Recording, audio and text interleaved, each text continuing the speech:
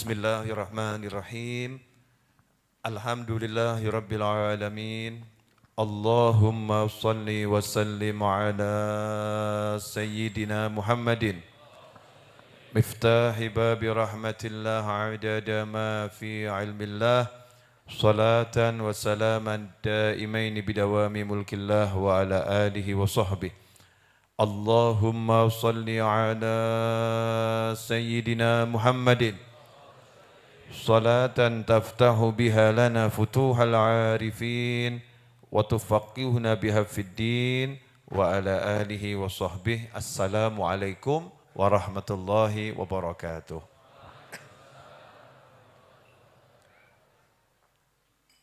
Alhamdulillah atas semua anugerah dan nikmat Allah Ta'ala yang tak terkira. Manusia itu dan makhluk Allah lainnya setiap saat hidup dalam guyuran nikmat. Ya, setiap saat hidup dalam guyuran nikmat. Hanya saja manusianya atau hamba Allah tersebut seringkali tidak bisa merasakan kalau dirinya dalam nikmat.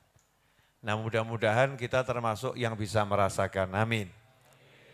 Kemudian mensyukurinya seperti yang diperintahkan oleh Allah Subhanahu wa Ta'ala. Alhamdulillah.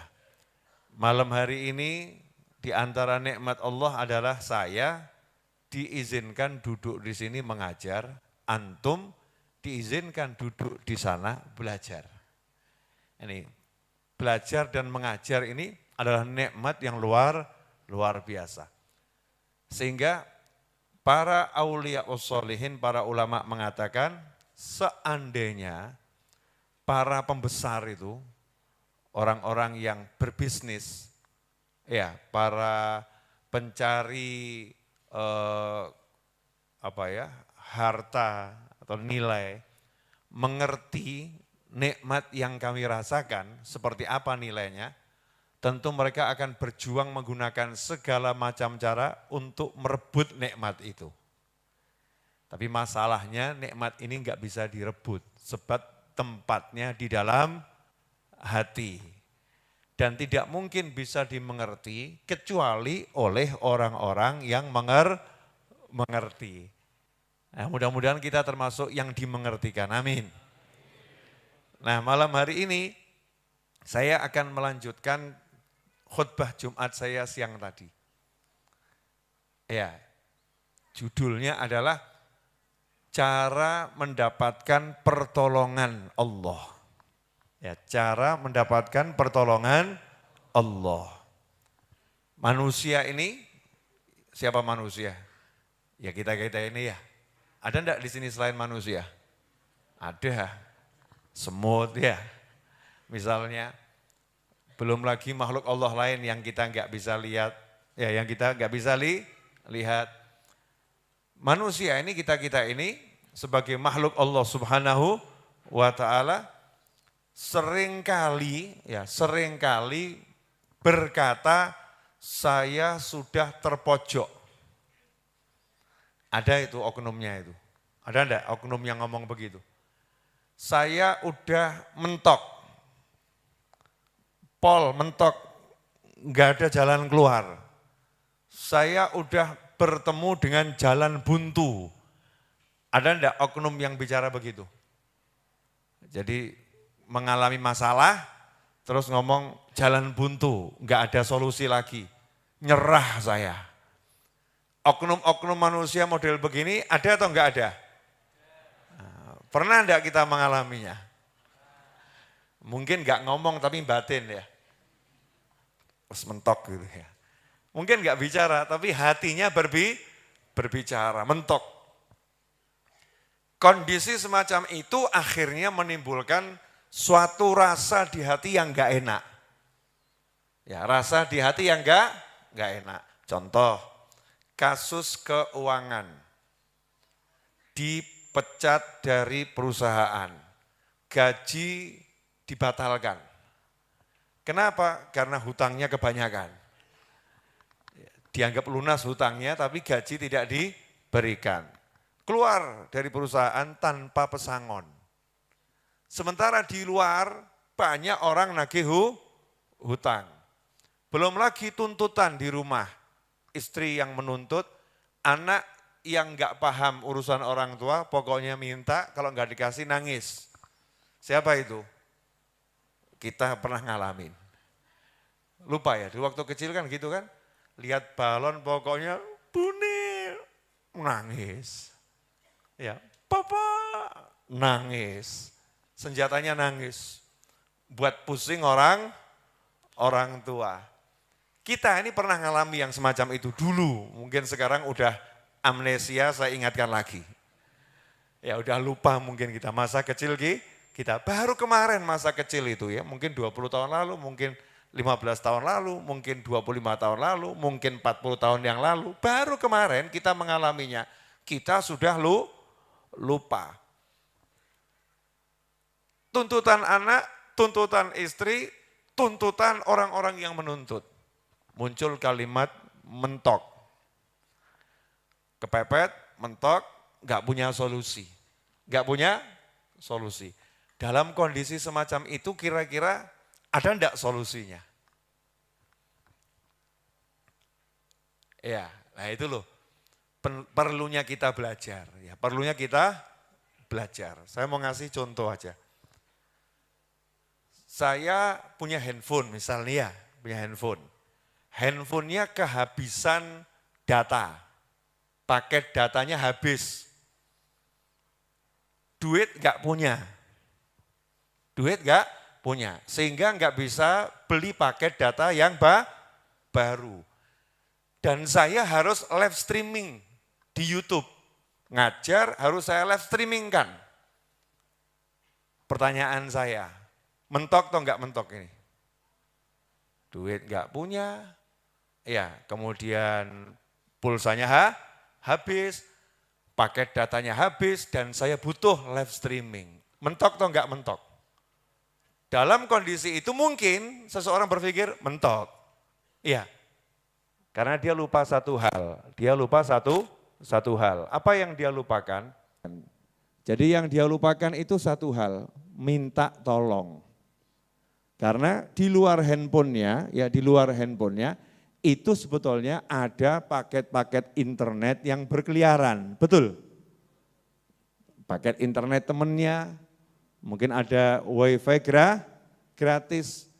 Cukup dia hidupkan wifi-nya, selesai, muncul itu paket-paket internet gratis mungkin di ruangan itu, atau mungkin dia bisa ngomong sama temennya, please syafaat.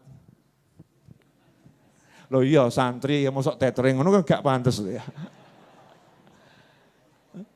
Hotspot tethering, santri kan bahasanya rada gimana sedikit ya. Please syafaat gitu ya. Syafaat sinyal gitu kan ya. Tolong kasih syafaat nih biar handphonenya bisa dipakai. Begitu dikasih syafaat tiba-tiba punya paket internet milik orang lain yang bisa dipakai. Masalahnya selesai atau enggak selesai? Selesai. Selesainya mudah atau susah? Mudah. Gara-gara apa itu? Mau minta tolong dan melihat sebetulnya pertolongan itu ada. Solusinya ada dan dia mau lihat. Terus minta tolong. Selesai. Betul? Nah pertanyaan saya, apa yang enggak bisa disolusikan sama Allah? Wong semuanya miliknya Allah. Iya, semuanya miliknya Allah. Berarti apapun masalahnya, solusinya itu sudah ada atau belum? Sudah ada. Solusinya sudah ada. Yang dibutuhkan apa? Minta tolong. Ya, minta tolong. Dan minta tolongnya enak. Kepada siapa minta tolongnya? Kepada Allah Subhanahu wa ta'ala. Nah caranya gimana? Biar ditolong sama Allah. Ya, minta syafaat sama temennya, enggak dikasih kan ya enggak nyambung kayak. Passwordnya rahasia, pelit, biarin. Enggak dapat kita ya. Kan harus ada caranya nih, biar kalau kita minta tolong, kemudian ditolong. Dan ternyata Allah Subhanahu wa Ta'ala karena maha baiknya, Allah itu udah ngasih tahu rahasianya agar Allah nolong kita. Loh, enak ya? Disuruh minta tolong dan dikasih tahu biar ditolong caranya gimana. Itu baik atau maha baik itu? Maha baik. Dan ternyata caranya itu mudahnya luar biasa. Apa itu? Wasta'inu bis sabri wassalah. Itu diantaranya. Dapatkan pertolongan dari Allah bis sabri wassalah. Dengan sabar serta sholat. Raih pertolongan Allah dengan sabar dan sholat. Nah ini menarik. Karena ternyata syarat nomor 1 mendapat pertolongan Allah itu bukan sholatnya dulu. Bukan wasta'inu bis sholah wasobri. Raih pertolongan Allah dengan sholat dan sabar. Enggak begitu. Tapi ayatnya wasta'inu bis sabri wassalah. Raih pertolongan Allah dengan sabar dan sholat. Sabar dan sholat. Sabar dan sholat. Berarti kata kunci nomor 1 apa? Sabar. Berarti kalau mau ditolong caranya apa? Sabar. Pertanyaan saya, kebanyakan manusia yang nomor 1 ini gagal atau berhasil? Gak punya duit, minta tolong, biar dikasih duit. Betul ya? Seharusnya sabar atau nggersuloh? Yang lucu adalah Allahnya dirasani. Bayangin ngeri ya, kita ini manusia, Allahnya dirasani, Allahnya digunjing, Allahnya diperbincangkan. Maksudnya Allah gimana sih ya? Udah tahu saya ini miskin, masih dikasih musibah pula. Dipecat dari perusahaan, gimana ini? Mau minta tolong modelnya begini, kira-kira dapat enggak ini model begini? Ya repot ini. Wasta'inu bis-sabri was-shalah. Pahami, yang punya pertolongan itu Allah, yang ngasih pertolongan itu Allah, maka ikuti caranya Allah. Yang punya jagat raya itu Allah, yang punya semuanya itu Allah. Kamu, aku, kita adalah milik Allah, maka ikuti aturan mainnya Allah. Jangan punya aturan main sendiri.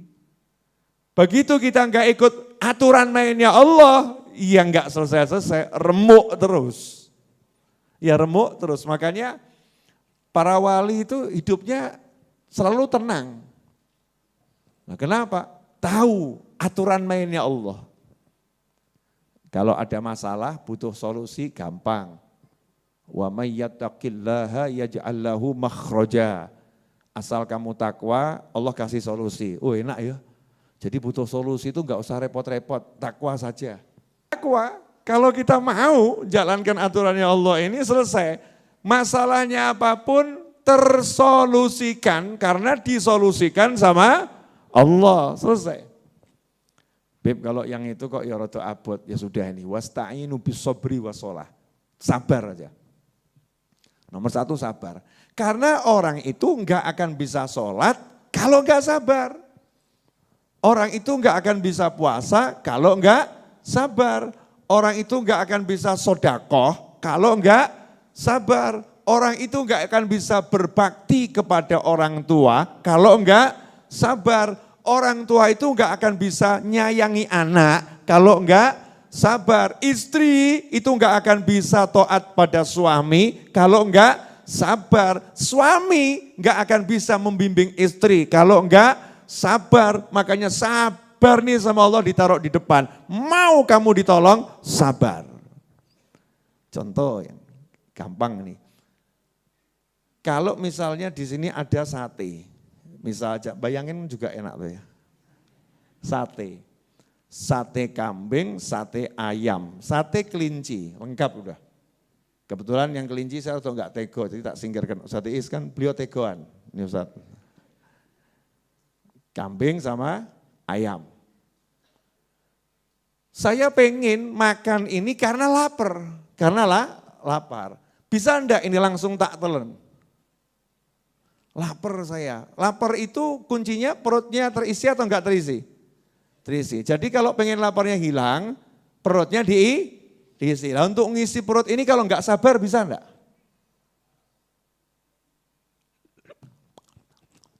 Mati. Keseretan gitu ya. Kenapa? Oh sate 5 tusuk langsung mau dilek semua. Kan ya gak iso. Sabar ngunyah, dikunyah dulu. Sabar. Masuk mulut, dikunyah dulu sabar. Lah untuk yang paling mudah saja urusan makan, itu butuh sabar ngunyah. Minum. Nih contoh. Ini kalau saya pengen langsung habis, langsung tak sedot. Kan bisa keselak. Betul ya? Biar masuknya itu enak, ya butuh sabar. Bismillahirrahmanirrahim. Alhamdulillah. Nah kalau begini misalnya, contoh ya, contoh tok ya. Alhamdulillah, enggak enak. Betul cepet, tapi enggak enak. Ini air masalahnya. Lah coba kalau ini coklat kental. Ini kan wedang jahe ya. Bisa mandek di sini ya. Makan, minum, butuh sabar. Ibu mau melahirkan, Bu, mohon maaf. Hamil baru 3 bulan, terus pengen cepat punya anak. Ayo metu gitu. Anaknya yang jawab, Bune sabarin. Bu sabar Bu, insya Allah 6 bulan lagi enggak usah ibu suruh saya akan keluar. Akan memberontak saya akan keluar. Sabar, tunggu. Kita nanam tuh pohon, ya pohon kelapa misalnya. Apa ujuk-ujuk ada buah kelapanya? Ya enggak, tumbuh dulu, sabar. Nanti buah kelapanya akan keluar. Semua butuhkan sabar. Dan pelajaran sabar ini yang sekarang enggak diajarkan. Kemerungsungnya luar biasa. Pengen tuh semua tiba-tiba langsung beres gitu. Enggak ono sabar. Ya, sabar itu hilang sehingga sabar itu jadi momok. Oh, nasihatnya sabar, orang melu ngrasake. Ada enggak nih oknum yang suka ngomong begitu? Saya terjemahkan dulu ya, karena banyak nih peserta dari luar negeri yang enggak paham. Ya, jadi banyak orang yang bicara begini, cuman bisa nasihatin sabar. Wong dia enggak ikut merasakan apa yang aku rasakan. Dia tidak ikut merasakan apa yang aku rasakan. Ini penyakit ini. Penyakit hati, gak mau terima nasihat. Jadi sabar ini penting. Begitu kita bisa sabar, selesai. Langsung pertolongan Allah itu akan turun, komplitin. Wassalah. Wasta'inu bisobri, wassalah. Sholat. Sholatnya udah punya resep sabar, Masya Allah. Gak akan sholat sendiri, sabar, cari jamaah. Betul ya? Sabar, jangan nyalip imam. Masya Allah, ada nih orang yang sholat gak sabar, imamnya kesuwen. Jadi imamnya baru, dia bilang amin. Dia pengen cepat rampung gitu. Imamnya baru mau Allah, dia sudah bar. Masya Allah, gak sabar. Kalau dia mendahului imam terus, bisa kehilangan nanti pahala sholat berjamaah. Sabar. Dan seperti apapun kita mau mendahului imam, gak mungkin bisa menang. Kenapa? Karena mau salam tetap nunggu imam. Coba antum, imamnya sudah baru berdiri, antum mendahului, ruku, iktidal, sujud, tahiyat akhir. Kok erat miduk-miduk imamnya ya? Ya tidak bisa. Tetap harus nunggu imam, sabar. Begitu sabar ini jadi kunci, hidup itu enak nanti. Asyik betul. Karena semuanya jadi terpapar, kelihatan, oh mudah ya. Cara Allah nolong hambanya itu ditontonkan, tuh ya dipertontonkan dengan luar biasa. Contoh Nabi Muhammad SAW. Saya kan belum lama kan dari sono ya. Tahu kan dari sono? Dari mana? dari sono gitu ya. Napak tilas, saya menyusuri belum selesai, jadi saya mau balik lagi insya Allah. Menyusuri jejak perjalanan Nabi Muhammad SAW dari Mekah ke Madinah. Saya dapat satu hal. Lah kenapa, ini yang di kepala saya ya, di kepala saya. Kenapa ya kok Kanjeng Nabi Muhammad SAW itu dibiarkan dalam kondisi yang tidak enak di Mekah. Kok enggak langsung dipindah ke Madinah itu? Kok enggak langsung dipindah ke Madinah? Seakan-akan kan di Mekah dicaci, dimaki, dihina, di Taif dilempari kan dibiarkan begitu ya. Sementara sahabat disuruh berangkat. Nabi SAW kondisinya seperti itu. Kenapa gitu? Kok Allah enggak langsung dari awal nyuruh Rasulullah pindah ke Madinah sana, pindah sana. Kenapa seperti itu?